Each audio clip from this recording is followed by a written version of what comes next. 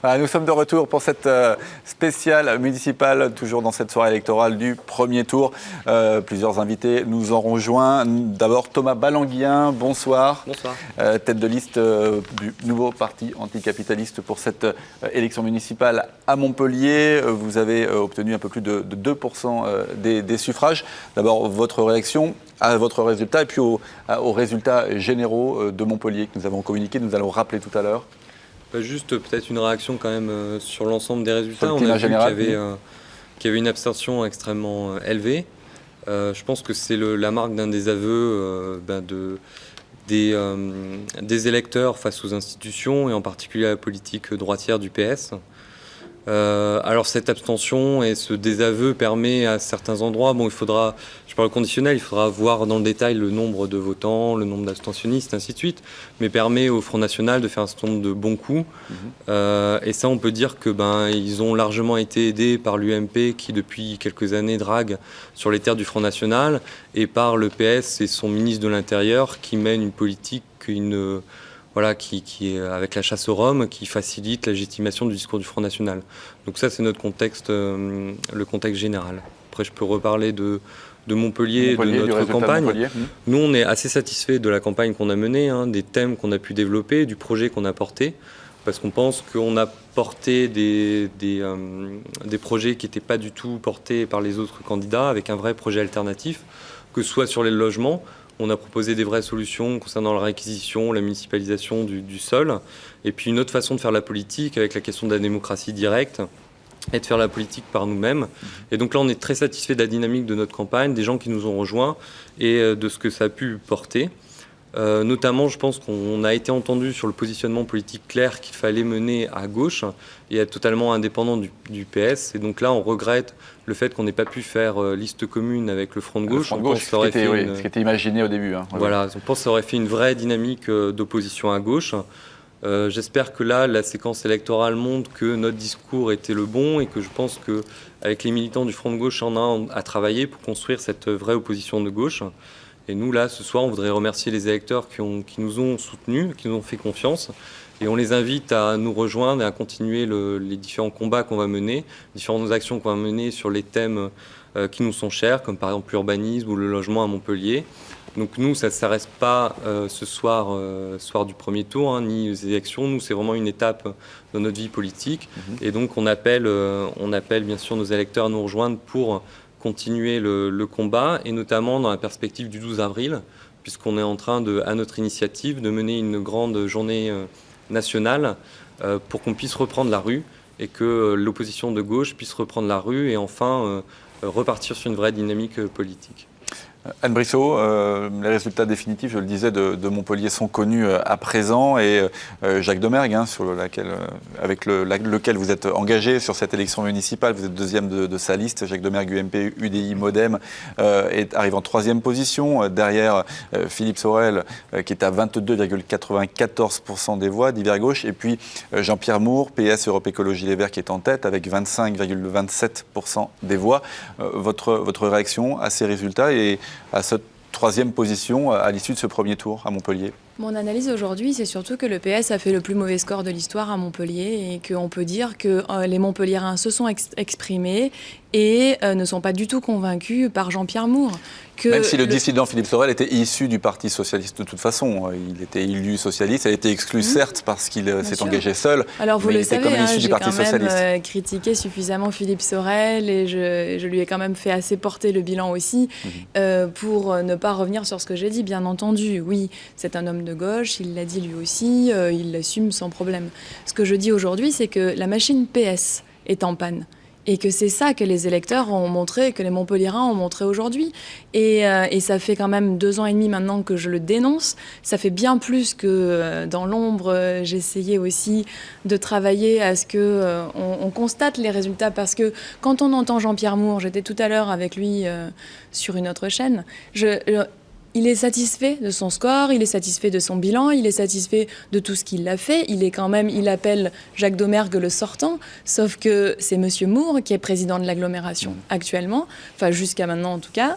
C'est lui qui a augmenté la CFE, c'est lui qui a augmenté les impôts ces dernières années. Et ça, c'est un constat. Et ce bilan, il en est responsable et coupable.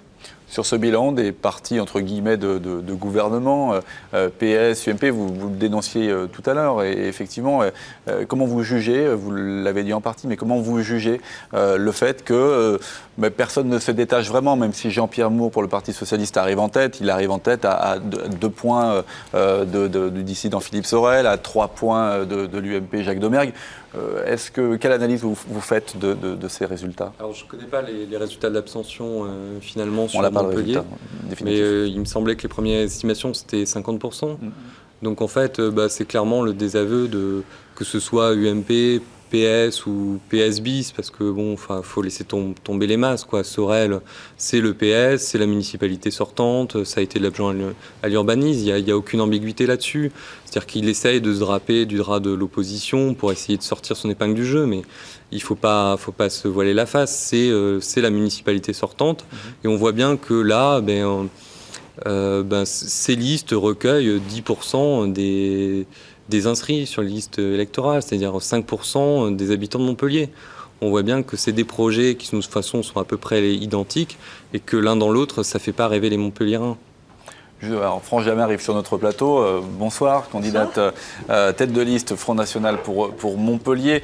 Justement, sur ce rôle du Front National, on va terminer avec vous. Le rôle du Front National sur ce scrutin, on l'a vu à Béziers, le candidat soutenu par le Front National est arrivé largement en tête, Robert Ménard, avec 45% des voix. Il y a eu des scores effectivement importants aussi dans le Gard. Votre analyse et votre regard?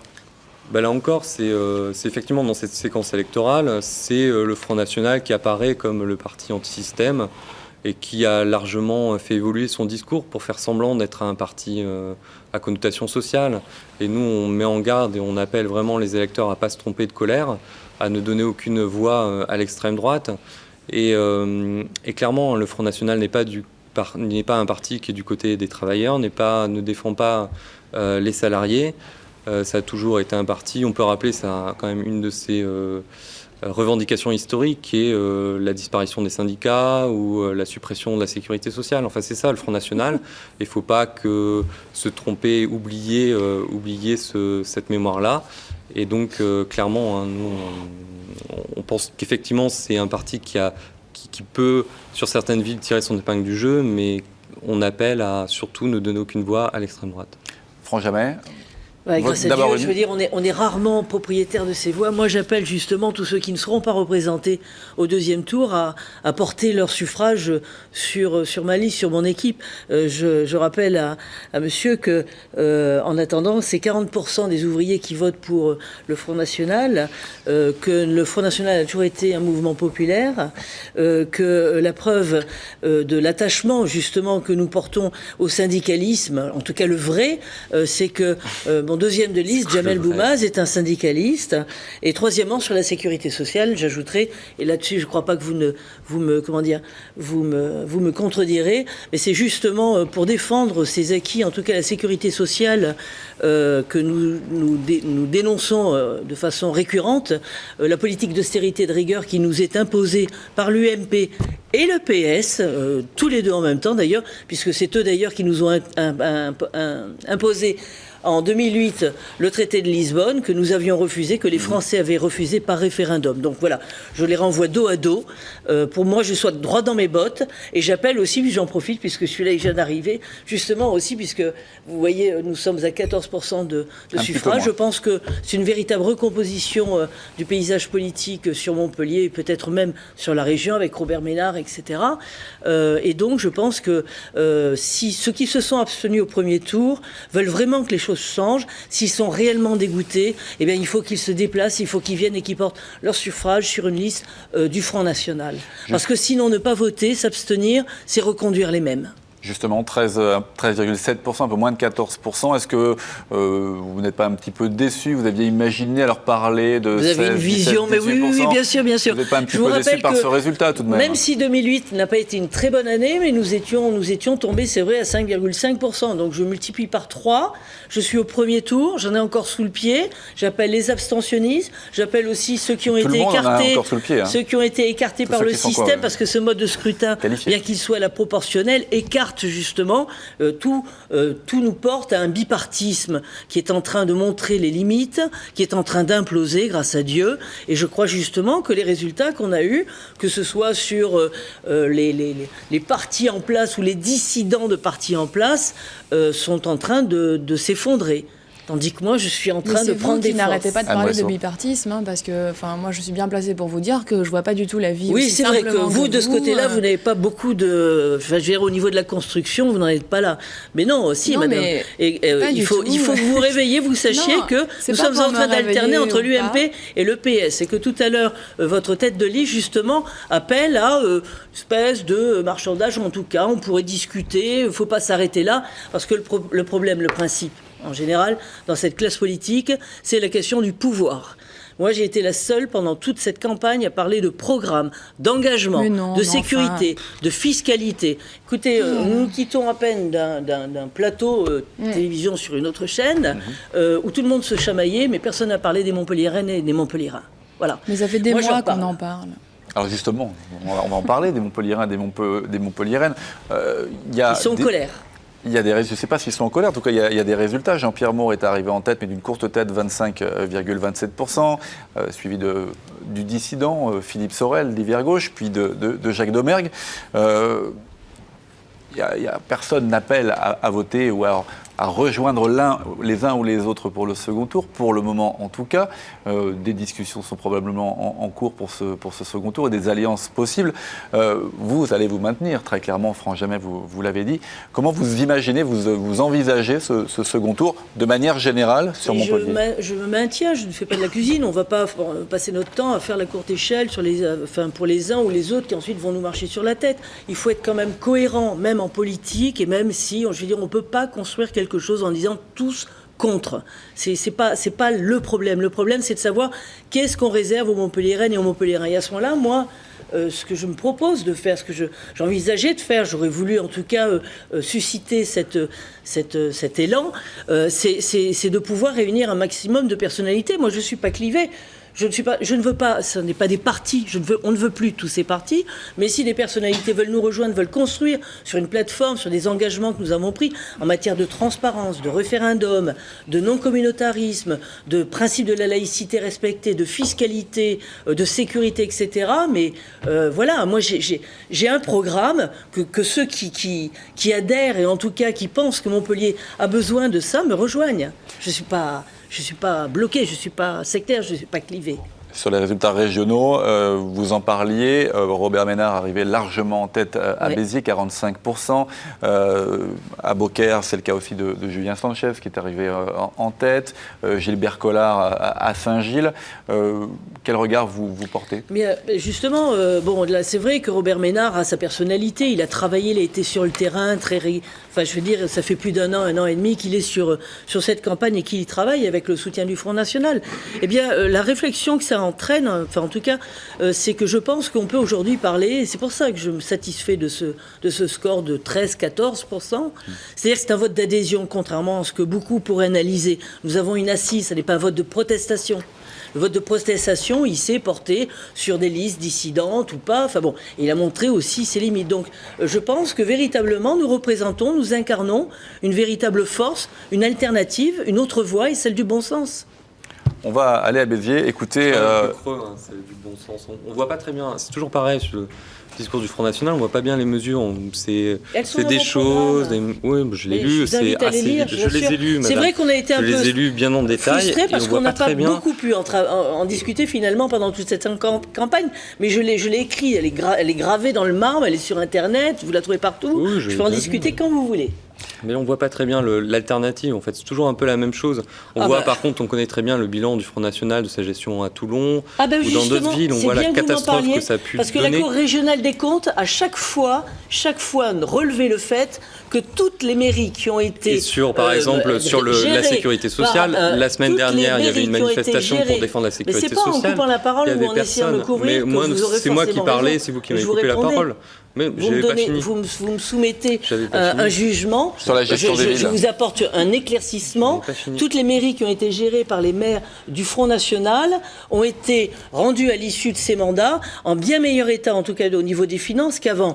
Je vous rappellerai ensuite que même si c'est vrai que pendant un temps, il y a eu une distance qui a été prise avec Jacques Bompard ou Simon Pierry, ils ont été réélus et Jacques Bompard en est quand même à son 4e mandat. Et je crois que Marie-Claude Bompard aussi devrait être réélue. Donc ça prouve bien qu'il y a quelque chose de bon dans tout ça. On va aller à tout le monde dans la ville. On va aller à Béziers. La majorité des gens, si vous le voulez bien. C'est le problème de la démocratie. Le maire sortant de Béziers, Raymond Coudert, l'UMP Raymond Coudert, qui réagit ce soir au score notamment d'Elie Aboud et de Robert Ménard. Écoutez. Alors Raymond Coudert, dur résultat là quand même. La déception doit être au rendez-vous. Oui, bien sûr, on ne s'attendait pas à un tel écart. Même si on avait bien vu que la stratégie du cheval de Troie qui a été employée par le Front National, en mettant en avant un candidat qui lave plus blanc que blanc, mais qui dit « je ne suis pas du Front National », mais qui en réalité porte les couleurs du Front National. Cette stratégie, c'était une stratégie très subtile et qui apparemment a réussi à tromper pas mal d'électeurs. Bon, moi, ce que j'espère, c'est un sursaut des Biterroises et des Biterrois.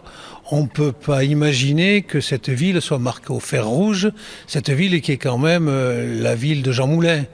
Imaginer que la ville de Jean Moulin soit dirigée par le Front National, c'est une véritable insulte. Insulte à tous ceux qui sont morts pour la France. Je ne peux pas le concevoir même. Jean-Michel Duplat appelle au Front républicain, vous faites de même ? Je n'ai pas entendu cela dans ses interventions. Personnellement, je pense que s'il doit y avoir Front républicain, c'est éventuellement de sa part une demande aux électeurs de gauche de venir sur la candidature de la liste d'Elie Aboud. Je pense que c'est la meilleure des solutions. Parce que manifestement, Jean-Michel Duplat n'a aucune chance de gagner cette élection. S'il faut éviter que le Front National gagne Béziers, je pense que les électeurs de gauche doivent savoir où se trouve l'intérêt de Béziers et leur intérêt à eux. Il y a 6 ans, vous étiez élu au premier tour de ces élections municipales. Est-ce que c'est un désaveu de ces 6 dernières années, de la politique, de votre politique, Raymond Coudert ? Mais je ne le perçois pas du tout de cette façon-là. Je pense que nous avons fait énormément de choses. Je pense surtout que c'est le résultat d'une médiatisation extraordinaire. Tous les médias nationaux sont venus ici et ont repris comme une caisse de résonance des critiques absolument infondées sur la sécurité, sur la propreté de la ville, sur son développement économique. Tout cela, ça a été repris dans l'ensemble des médias et je pense que les réseaux journalistiques de Robert Ménard ont pas mal joué dans ce domaine-là. Et évidemment, face à cela, face à la critique, face forcément au mécontentement qu'il peut y avoir. Après 3 mandats, il y a des gens à qui on n'a pas donné un emploi, à qui on n'a pas donné un marché. Et forcément, il y a un rassemblement de ces mécontents qui conduit à la situation qu'on a aujourd'hui. Donc maintenant, on attend le second tour. Elie Aboud qui appelle donc, on espère le voir tout à l'heure, également les électeurs de gauche à se rassembler sur sa liste. En tout cas, je pense que la stratégie, c'est à lui de la définir, puisque c'est lui qui dirige la liste. Je pense que la meilleure chose à faire dans cette ville, c'est dans la mesure où la gauche a été totalement siphonné par Ménard. Je vois par exemple des bureaux de vote comme le Foyer des jeunes travailleurs qui d'habitude donne très large majorité à la gauche. Aujourd'hui, la gauche est inexistante sur un bureau de vote comme ça. Bien, à partir du moment où la gauche est totalement marginalisée, il faut que les leaders de gauche sachent où est l'intérêt de la ville et appellent à voter Elie Aboud, effectivement. Merci Raymond Coudert. Franck Jamin, une réaction à cette intervention, à cette interview de Raymond Cloudère par Marlène Neck? Pas qu'une, il y a plusieurs choses qui m'ont choqué. D'abord, quand il explique que c'est peut-être le mécontentement de certaines personnes à qui on n'a pas donné un emploi, donné un logement, etc. Ce qui montre bien que, je veux dire, on est effectivement toujours dans la logique de réseau et de clientélisme, et que même avec ça, les Français, les Françaises, les Béthérois, les Montpelliéraines en ont assez. Premièrement. Deuxièmement, je pense que quand il parle d'insultes, moi je trouve qu'il est particulièrement insultant vis-à-vis de la démocratie et vis-à-vis des électeurs. Et il semble quand même étonnant que quand il y a 6 ans, ces électeurs votaient pour lui, c'était des bons électeurs, et quand 6 ans plus tard, ils ne votent plus pour lui, ce sont des fous. Je crois que, voilà, on a vu, en tout cas, on voit certains qui se dévoilent. Je vois effectivement que certains seraient peut-être tentés de changer d'électeurs, changer les Français et les Françaises parce qu'ils ne votent pas correctement. Je crois que c'est le contraire qui est en train de se passer. Ce sont les Françaises et les Français qui sont en train de chercher de changer de personnel politique, et c'est une excellente chose. Thomas Balanguien. Oui, sur Béziers, l'UMP a mené une politique clientéliste, une vraie guerre aux pauvres dans la ville de Montpellier, vidant le centre-ville et utilisant les logements pour la spéculation. Et il y a bout quand même avec ses propos sur les Roms et ainsi de suite. On ne peut pas s'étonner qu'il ait préparé tranquillement la victoire sur Béziers du Front National. La réalité, par contre, c'est que, alors bon, faut encore voir, c'est pas forcément une vague bleu marine, il faut voir dans les chiffres entre l'abstention, parce que l'abstention, par exemple, sur Montpellier, encore une fois, est de l'ordre de 50%, donc quand on parle de la majorité qui décide, c'est pas tout à fait le cas. C'est le principe démocratique. Mais quand même, il faut vraiment dire aux uns et aux autres que le Front National n'est pas la solution pour la majorité de la population. Sur la ville des Bompard, il y a des très bons documentaires, par exemple Main Brune sur la ville, qui explique très bien la gestion du FN sur la ville, sa gestion clientéliste et l'abandon de certains quartiers. Et voilà. Et donc nous, pour redonner, vous pouvez regarder. Moi, je vous parle de rapport de la Cour régionale des comptes, si quand jamais, même, c'est concret. Et donc nous, vraiment, ce qu'il faut, c'est redonner espoir à notre camp social, reconstruire une opposition de gauche, et on appelle donc l'ensemble des gens, notamment au 12 avril, sur la sécurité sociale, parce que quand même, je voudrais répondre. La semaine dernière, il y a eu une manifestation appelée notamment par la CGT pour défendre la sécurité sociale. Là encore, les militants du Front National ne sont pas présents quand il s'agit de défendre la sécurité sociale. Donc il y a des déclarations et il y a les actes. Non, monsieur, vous faites une manifestation, vous faites des manifestations qui sont sectarisées, sectorisées, dans lesquelles je serais ravi de me joindre à vous. Simplement, nous ne sommes pas sur la même logique, puisque nous savons, oui, c'est l'Europe, c'est l'euro, ce sont le dogmatisme, ce sont les financiers, ce sont l'UMP, c'est le PS que vous soutenez. Que vous soutenez chaque fois, qui nous, oui, mais non, et voilà, qui nous amène à cette politique-là. J'ajouterais quand même, je veux dire qu'il faut quand même dire les choses très clairement. Pourquoi ça ne va pas, pourquoi ça ne va plus? Je dis parce que c'est le système quand même qui s'est usé. Aujourd'hui, la vague bleu marine que vous semblez nier et qui est une réalité, elle tient simplement au fait que ceux que vous avez soutenus ont un bilan catastrophique, voilà, et que nous présentons réellement. Alors là, je vais vous mettre encore une petite couche de ce que vous appelez des slogans creux, mais en tout cas vraiment une alternative, une autre voie sur des réels engagements. Voilà, ça coule. Un élément pour le second tour, le message. Moi, je le répète encore, j'appelle les abstentionnistes parce que y a réellement effectivement un problème au niveau de l'abstention, elle est énorme. Pour autant, c'est le jeu démocratique. Mais je pense que beaucoup de Françaises et de Français sont dégoûtés. Simplement, le fait de ne pas venir, ça va reconduire les sortants. Et ça, c'est ce qu'ils ne veulent pas, c'est ce qui ne peut pas se passer, c'est ce qui ne doit pas se passer. Et même si nous n'accédions pas au siège suprême, au moins qu'ils se donnent la possibilité d'avoir un groupe cohérent, compétent, parce qu'il y a toute une équipe derrière moi qui a vraiment envie de faire bouger les choses. Et notre groupe doit être le plus conséquent possible pour pouvoir mettre, au moins si ce n'est l'État, en tout cas la mairie et le pouvoir en place devant ses responsabilités, ce qui n'est pas une mince affaire. Merci, on va faire une très courte pause. On se retrouve juste après cette page de publicité.